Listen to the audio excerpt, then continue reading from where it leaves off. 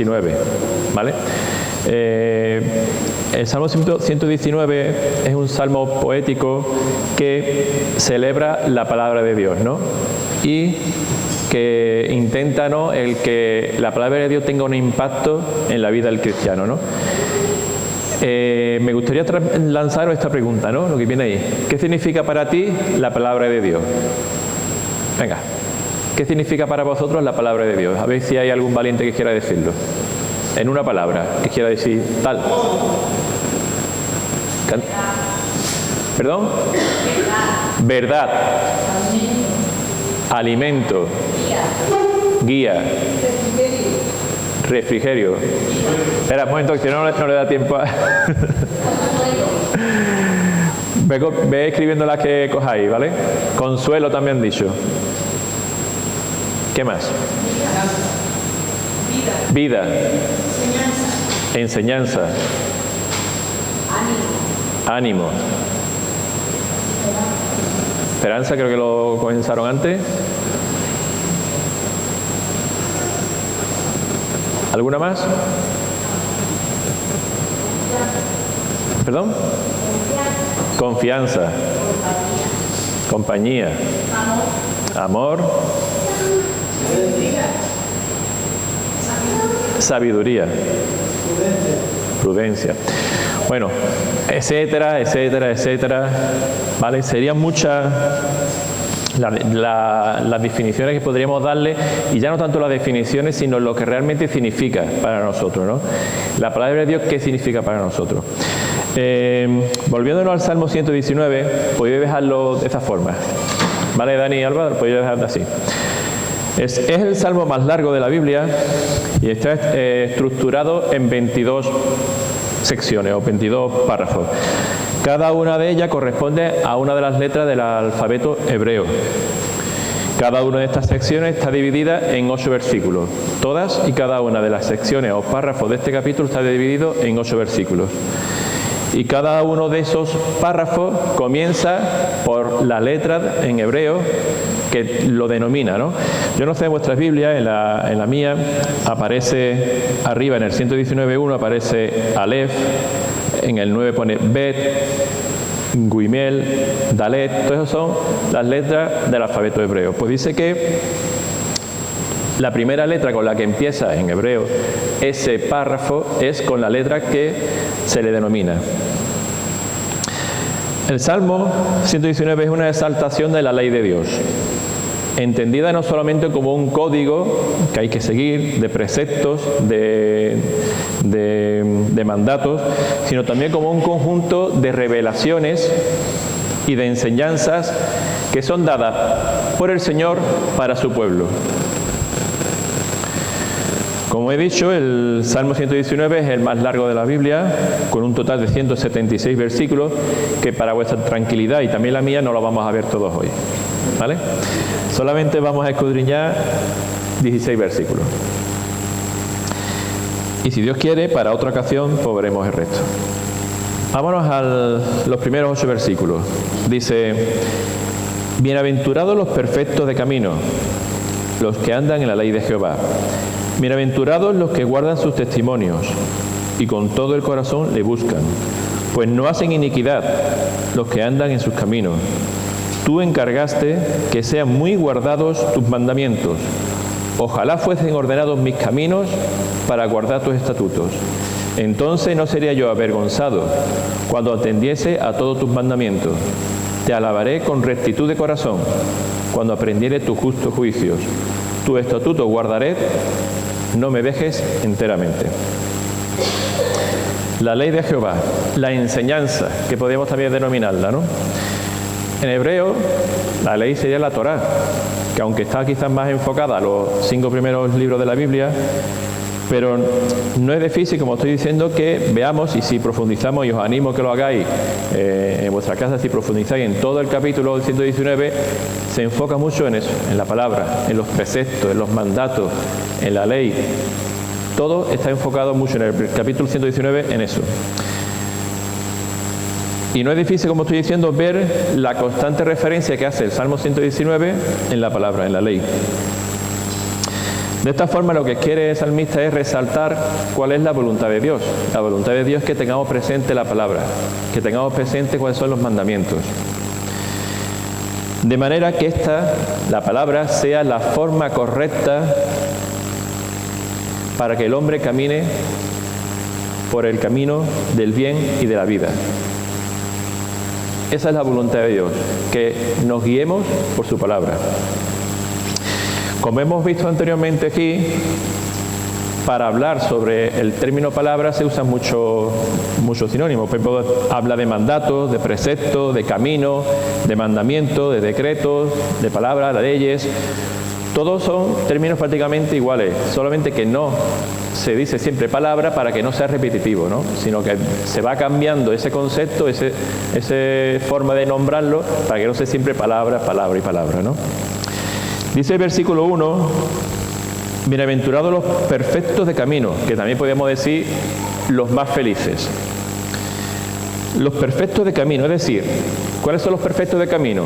Pues dice el versículo que los que andan en la ley de Jehová.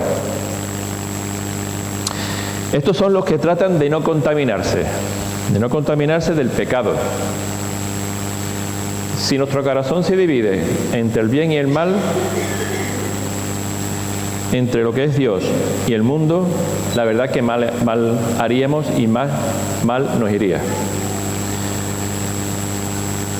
Porque la búsqueda de la voluntad de Dios se hace desde el corazón. Si este corazón está dividido, pues se hace muy complicada esa búsqueda. Y se hace muy complicado el caminar por la senda recta, por la senda correcta.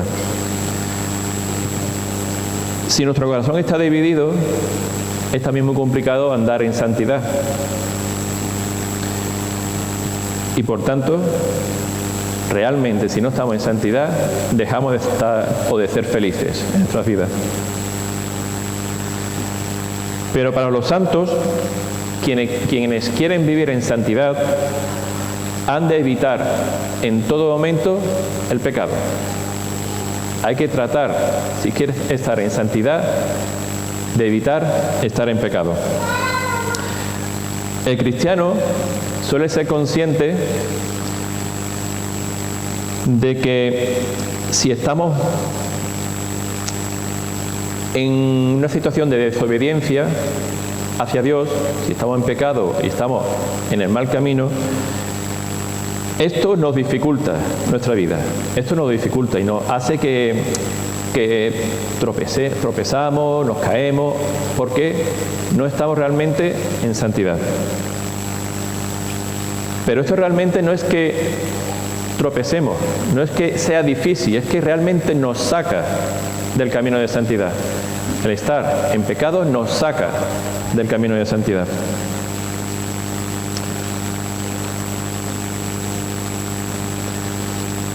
El diablo puede hacer que los hombres pensemos que estamos en libertad de seguir la palabra de Dios o no, según nos plazca. Nos puede poner ese pensamiento.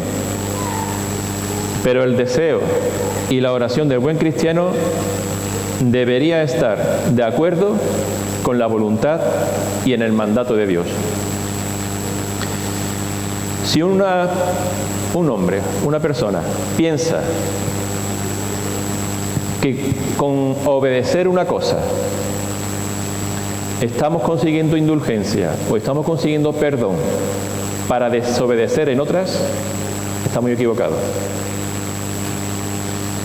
Si obedecemos en algo, pero después volvemos a la espalda en todo lo demás, eso que hacemos bien no sirve de nada.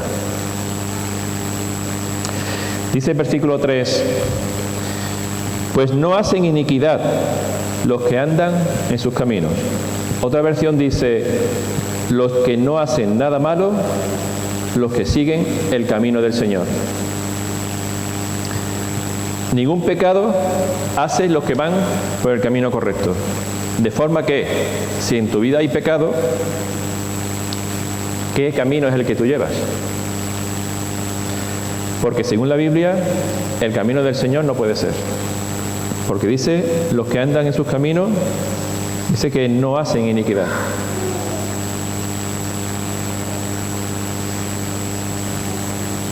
el camino, que como ya mencioné anteriormente, es una forma más de referirse a la palabra.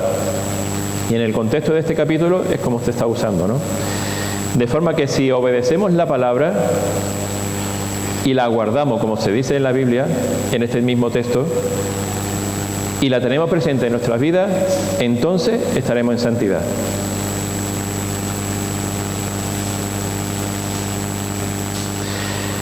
El salmista codiciaba aprender las leyes de Dios y a través del conocimiento de la palabra poder darle gloria a Dios. Versículo 4 dice: tú encargaste que sean muy guardados tus mandamientos. Tú encargaste que sean muy guardados tus mandamientos. ¿Quién pensáis que es el que lo encarga? Dios, ¿no? Dios nos encarga que guardemos los mandamientos. Pero Dios nos pide que lo guardemos parcialmente. Dios nos pide que lo guardemos según nos parezca o según nuestro antojo. ¿Nos pide que lo guardemos de forma superficial? O más bien nos dicen, sean muy guardados.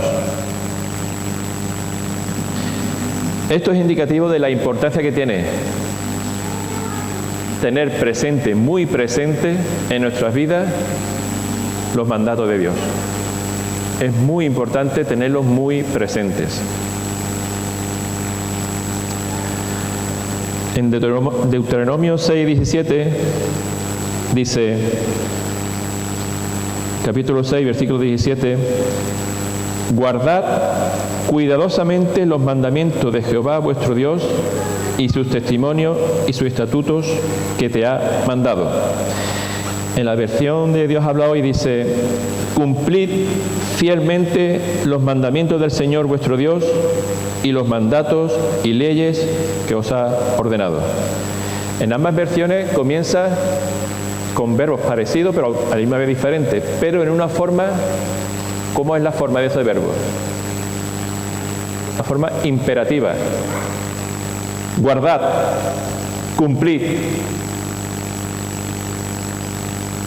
Se nos indica que tenemos que guardar y cumplir la palabra de Dios de forma fiel. No es una opción, no hay otra opción. Hay que guardar y cumplir. No hay otra opción. La Biblia nos lo dice de forma imperativa. Hay que hacerlo. El cristiano tiene que conocer la palabra de Dios. Y entonces, una vez que la conoce, guardarla. Pero no guardarla en un cajón profundo. A veces nos pasa, ¿no?, de que cogemos las cosas, las guardamos y nos olvidamos de ellas hasta que un día, como esta semana hemos estado en mi casa con Desiree y demás, limpiando, dice, anda, pero si esto lo guardé aquí y llevo... Esa no es la forma en la que el Señor quiere que guardemos su palabra. Olvidándola. No es la idea. Guardar mandato de Dios es necesario que sea para que esté presente en nuestras vidas, en nuestras decisiones, en los momentos de tentación, en cualquier situación que podamos tener. Si la palabra de Dios está presente, entonces podemos hacer su voluntad y andar por la senda correcta. Pero para eso tiene que estar presente y para eso tiene que estar guardada nuestro corazón, nuestra mente, para que salga, para que brote en los momentos necesarios. Os animo a que busquemos siempre tener presente en nuestra vida la palabra de Dios. Esto nos hará felices y nos hará que no nos avergoncemos delante de Dios. La obediencia es una respuesta del cristiano al amor de Dios. La obediencia es una respuesta del cristiano al amor de Dios. El salmista busca obedecer los mandamientos de Dios como una expresión de amor y de gratitud. ¿Y por qué? Porque en verdad tenemos tanto que agradecer a Dios, desde que, por ejemplo, que somos salvos por medio de la sangre y sacrificio del Señor Jesús. Pero dar gracias por la palabra de Dios debería ser algo natural en nosotros. Y obedecerle también debería ser natural. Vámonos también ahora al segundo párrafo. Versículo 9 hasta el 16. ¿Con qué limpiará el joven su camino? Con guardar tu palabra. Con todo mi corazón te he buscado. No me dejes desviarme de tus mandamientos. En mi corazón he guardado tus dichos, para no pecar contra ti. Bendito tú, oh Jehová. Enséñame tus estatutos. Con mis labios he contado todos los juicios de tu boca.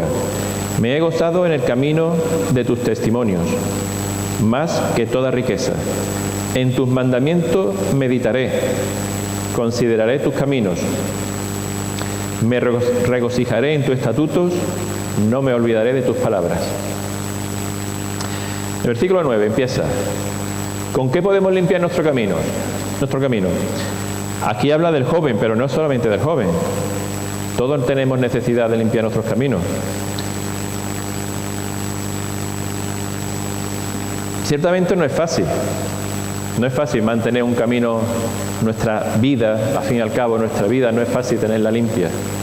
¿Por qué? Porque estamos en una sociedad, viviendo en una sociedad que está muy alejada de Dios. Una sociedad que es perversa, una sociedad que se jacta estando en el pecado. Entonces es complicado. El pecado, que tanto mucha gente como en muchas ocasiones es un concepto que se trata de eliminar hoy en la vida. Ya no digo en la calle, sino también muchas veces en la iglesia, ¿no? Se parece que el pecado como que no lo queremos mencionar y lo eliminamos de nuestro vocabulario. Pero tenemos que tenerlo muy presente porque está ahí. Es real. El pecado es real. Y no podemos pensar que ya no existe o que son errores o son fallos. Es pecado. ¿Y qué es lo que dice el versículo 9 como respuesta a la pregunta? ¿Con qué limpiará el joven su camino? Con guardar tu palabra. Entonces, ¿cuál es el secreto de esto? Que para guardar hay que cumplir la palabra. Hay que obedecer. Guardar, como he dicho antes, no es tener algo olvidado. Es decir, lo guardo y me olvido de ello. Sino que hay que tenerlo presente. Con la palabra de Dios vamos a conseguir dos cosas. Limpiar nuestro camino, si es que no está en un camino de santidad. Y segundo, evitar ensuciarlo. Podemos limpiarlo y evitar que se ensucie. Eso con la palabra de Dios, siempre y cuando la tengamos presente. La palabra nos ayuda a pedir perdón. Muy necesario. Muy necesario en esta vida pedir perdón. Pedir perdón por todo aquello que nos distancia de Dios. Todo aquello que nos dificulta estar delante de nuestro Dios Padre. Todo aquello que hace que precisamente perdamos ese gozo y esa felicidad. El perdón. Versículo 11. En mi corazón he guardado tus dichos para no pecar contra ti. Otra vez guardar. Aquí sí es repetitivo, ¿eh? Guardar, guardar, guardar. Cuando se repiten mucho las cosas, ¿qué suele significar? Que es muy importante. Y en la Biblia no es menos. Guardar y guardar tus dichos y guardar tu palabra y guardarla en el corazón. Pues ya tiene que ser importante, ¿eh? Si en un mismo capítulo, en 16 versículos, tanto se repite.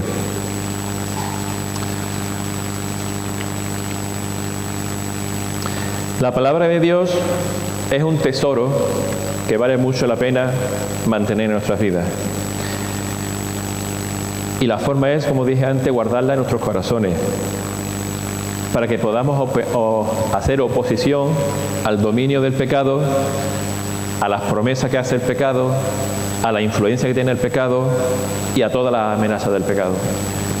Es la forma de que podamos ser presión y esa fuerza contra el pecado. Es un tesoro, como he dicho, y como tal, los tesoros hay que protegerlos, ¿no? ¿Cuál es el cuidado que cada uno de nosotros hace de la palabra de Dios en nuestras vidas?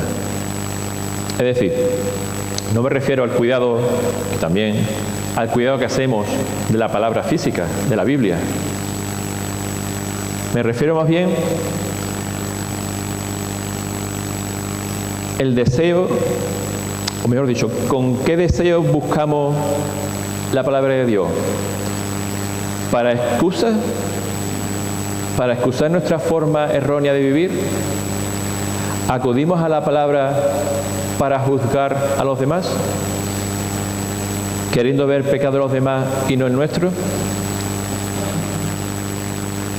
No acudamos a la Biblia con deseo de usarlo como un arma contra los hermanos, contra los demás. No la usemos de forma superficial, como para acallar nuestra conciencia. Voy a leer la Biblia y ya lo he hecho. Acudamos a ella para aprender. Acudamos a ella para conocer lo que Dios quiere para nosotros y lo que Dios nos quiere decir. Acudamos a ella para saber lo que quiere decirnos a nosotros, no lo que quiere decir a los demás, lo que te quiere decir a ti. Cada uno en su lectura, Dios le hablará a él o a ella.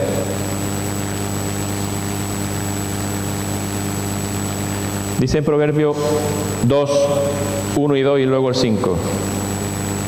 Hijo mío, si recibieres mis palabras y mis mandamientos guardares dentro de ti, haciendo estar atento tu oído a la sabiduría, si inclinares tu corazón a la prudencia, versículo 5, entonces entenderás el temor de Jehová y hallarás el conocimiento de Dios.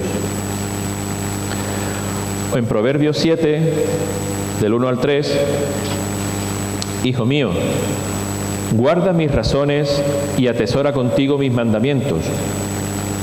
Guarda mis mandamientos y vivirás, y mi ley como a la niña de tus ojos. Lígalo a tus dedos, escríbelos en la tabla de tu corazón.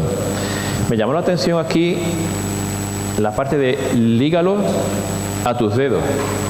¿Por qué pensáis que menciona de esta forma? ¿Perdón? Para que no se escape, puede ser, sí. ¿Cuál es una de las partes de nuestro cuerpo que quizás más veamos? Las manos, ¿no? Utilizamos las manos para comer, para escribir, para trabajar, para lavarnos. Las manos son visibles, son visuales, son... Lígalos a tus dedos. Dice que eso sirva para que esté presente. La palabra de Dios esté presente en todo momento, en todo lugar. Igual que nosotros hacemos visible. Hoy día tenemos anillos o incluso pulseras. A lo mejor no tenemos nada atado, como dice aquí la palabra, pero sí tenemos pulseras y muchas veces estas pulseras son reivindicativas de cualquier cosa. Me da un viva el Betty, ¿no? Pero puede ser cualquier cosa, ¿no?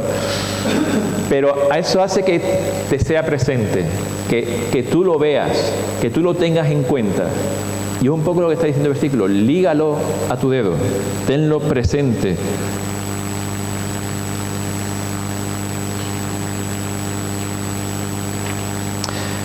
Otro versículo que me gustaría leer, el Salmo 111, 10, dice, el principio de la sabiduría es el temor de Jehová. Buen entendimiento tienen todos los que practican sus mandamientos, su loor permanece para siempre. Buen entendimiento tienen todos los que practican sus mandamientos. O en Proverbios 8:13 que dice, el temor de Jehová es aborrecer el mal. ¿Y qué? La soberbia y la arrogancia, el mal camino y la boca perversa. Aborrezco. El temor de Jehová es aborrecer el mal. Aquí hemos mencionado varias veces ya el temor, pero el temor no es el miedo. El temor implica más bien una actitud de profundo respeto que incluye la adoración, el amor, el servicio al Señor, la obediencia a sus mandamientos. Esta reverencia y obediencia es la que lleva a rechazar total y absolutamente todo lo que implique maldad, todo lo que indique la iniquidad.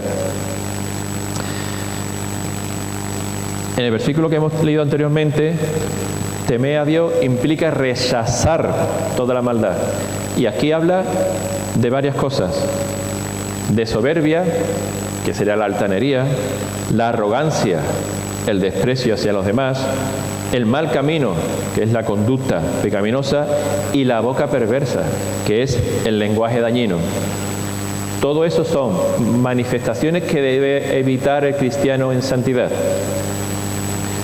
que debemos evitar aquellos que tememos a Dios. Ya en versículo 14 y 16, dice 14, me he gozado en el camino de tus testimonios, más que de toda riqueza. Y el 16, me regocijaré en tu estatuto, no me olvidaré de tus palabras.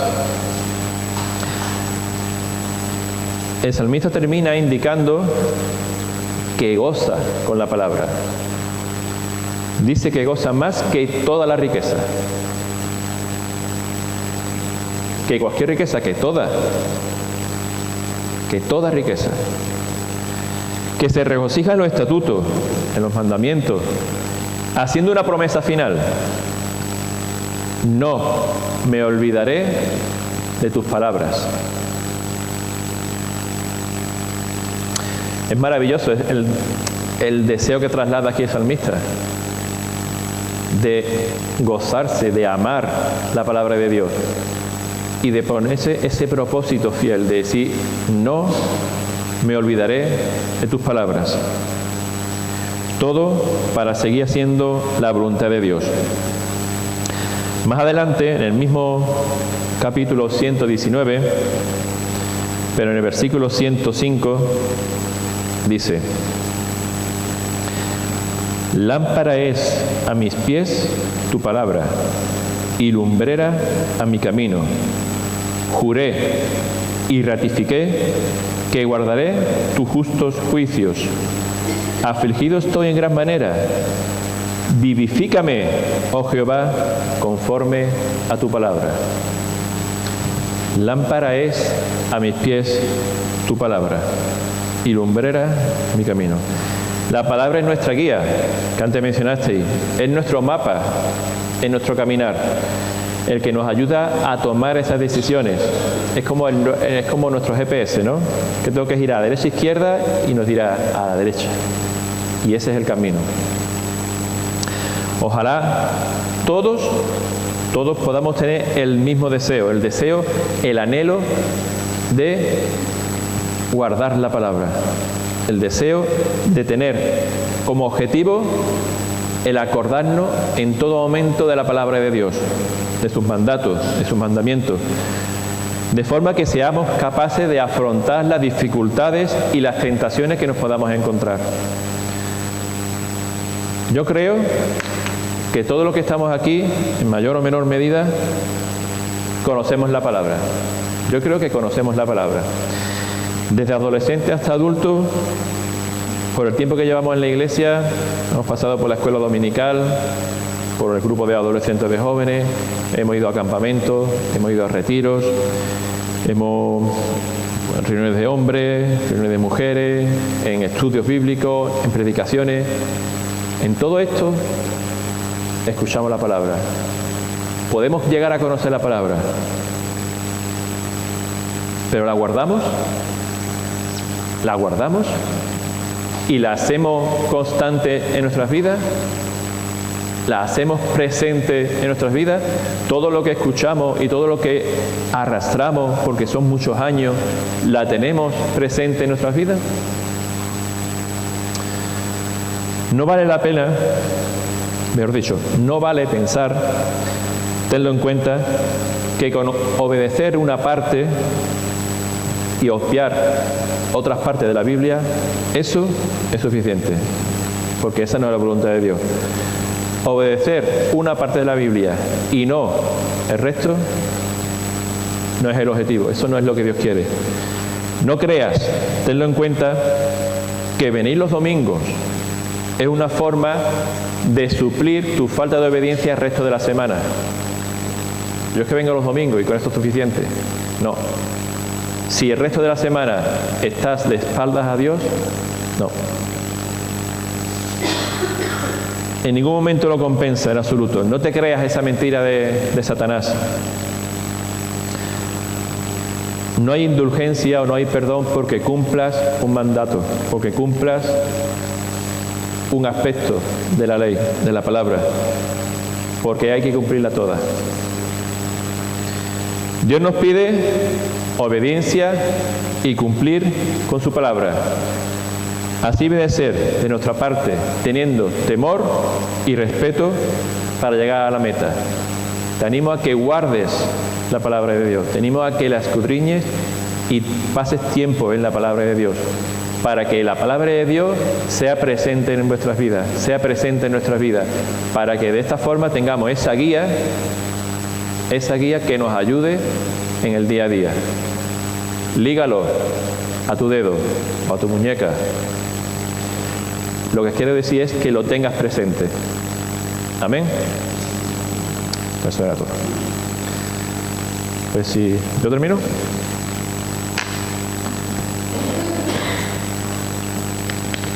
Bueno, pues me gustaría terminar